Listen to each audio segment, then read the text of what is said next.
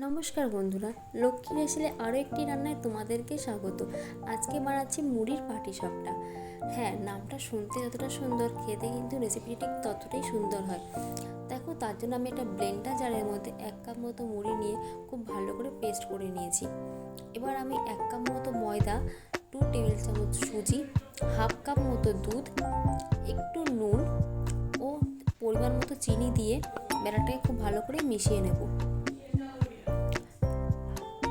একটু আমার দুধের পরিমাণটা কম হয়েছে, তার জন্য আমি একটু দুধ অ্যাড করে দিলাম।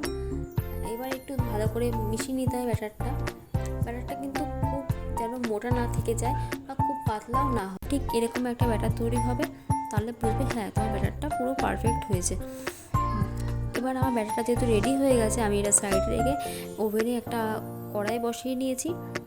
কড়াইটা বেশ ভালোভাবে গরম হয়ে গেছে। আমি এবার একটা তেল দিয়ে খুব ভালো করে কড়াইটাকে তেল ব্রাশ করে নিচ্ছি। দেখো বন্ধুরা, আমার কিন্তু তেলটা ব্রাশ করা খুব ভালোভাবে হয়ে গেছে। আমি এবার দিয়ে দেবো 1 কাপ মতো ব্যাটারটা দিয়ে একটু নাড়িয়ে, কড়াইটাকে একটু নাড়িয়ে চারদিকে জিনিসটা ছড়িয়ে নিতে হবে। এবার আমি দিয়ে দেবো এখানে পুরের জন্য ক্ষীর। আমি এখানে পুরের জন্য ক্ষীর ব্যবহার করছি, তোমরা নারকেল ব্যবহার করতে পারো। কিছুক্ষণ পর আমি একটু চামচ দিয়ে চারদিকে দেখে নেব ভালোভাবে উঠছে কিনা। দেখলাম উঠে যাচ্ছে আমারটা, তো আমি এবার একটু ভালো করে আস্তে আস্তে এটাকে পাটিসাপটার আকারে মুড়ে নেব। দেখো, আমার কিন্তু প্রায় মোড়া কমপ্লিট। আমি এবার তুলে নিচ্ছি পাটিসাপটাটাকে। ঠিক এইভাবে বাকিগুলো করে নিয়েছি। খেতে কিন্তু খুবই সুন্দর হয় এই পাটিসাপটাটা। তোমরা কিন্তু একবার ট্রাই করে দেখো, আশা করি তোমাদের ভালো লাগবে।